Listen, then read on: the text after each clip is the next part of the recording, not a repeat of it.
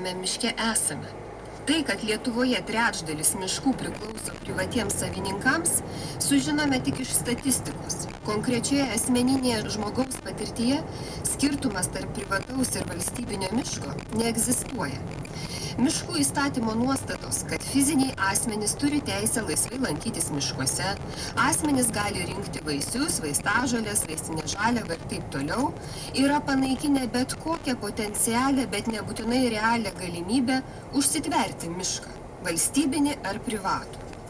Įstatymas antrina prigimtiniam žmogaus siekiui savo nuosavybę turėti gražią ir nenualintą, nurodydamas miško kirtimo apimtis, atsodinimo kvotas, liepdamas tvirtinti miškotvarkos projektus ir taip toliau.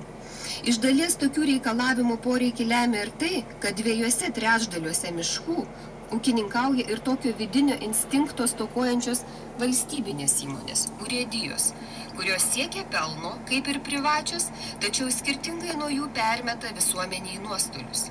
Pravedant paralelės su kitomis sritimis, privatiems miškams žymiai sunkiau būti blogiukais. Juk apleistai savivaldybės mokyklai lengviau gauti higienos pasą nei išpuoselėtai privačiai. Privati ligoninė kontroliuojančių institucijų taip pat bus patikrinta ir prižiūrėta žymiai griežčiau nei valdiškai. Jei šiose srityse taisyklės būtų taikomos vienodai, būtent valstybinės mokymo ir gydymo įstaigos turėtų būti pirmiau uždarytos. Privatus miškai lygiai taip pat griežčiau prižiūrimi nei ūkiniai valstybiniai, nes pastarieji yra vieno lizdo paukščiai su kontroliuojančiomis institucijomis. Grįžkime prie miškų ir panagrinėkime, kas slypi už išoriškai vienodo privačių ir valstybinių miškų fasado. Pirma, kas aišku, privatus miškai nesukuria visuomeniai jokių sąnaudų. Jos tenka miško savininkui.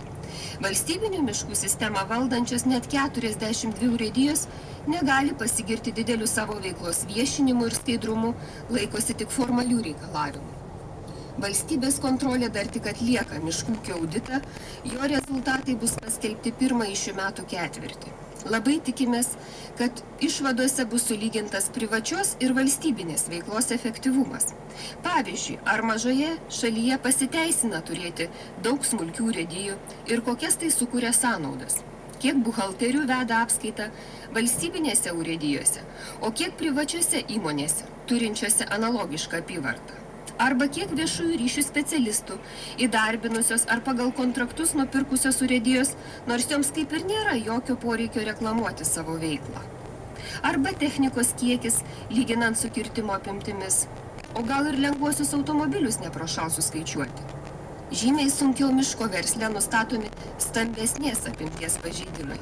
Pavyzdžiui, tikrovės netitinkantis medienos rūšiavimas. O juk skirtingos kokybės mediena turi ir skirtingą kainą. Palikime valstybės kontroliai patvirtinti arba paneigti ekonomikos teorijoje žinomą dėsnį. Valstybinės struktūros retai kada tvarkosi efektyviau.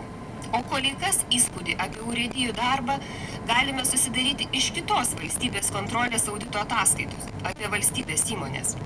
Pateikiami pavyzdžiai, kaip ūkininkauja urėdijos, patvirtina plačiai sklandančias neoficialias žinias. Pavyzdžiui, urėdijos suteikia neprocentinius kreditus darbuotojams.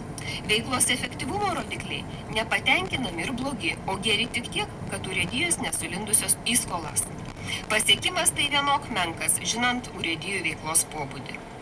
Taigi, nors valstybės įmonės urėdijos sakosi, kad jų veikla tik naudinga visuomeniai, negalima su tuo sutikti. Dažnai neefektyvaus ūkininkavimo našta nematoma, nes neva tai valstybės įmonės blogi rezultatai yra tik jos reikalas. Bet taip nėra. Negautos valstybės pajamos dėl prasto valstybės įmonių ūkininkavimo taip pat turi savo kainą. Pavyzdžiui, blogiau valomas gatves. Ypatingą dėmesį verta atkreipti ir į faktą, kad neefektyvaus ūkininkavimo pusėn stojo privačių miškų savininkų asociacija. Matyt, jau ne valstybės kontrolės, o daugiau operatyvinių įgalinimų turinčių struktūrų reikalas pasidomėti, ar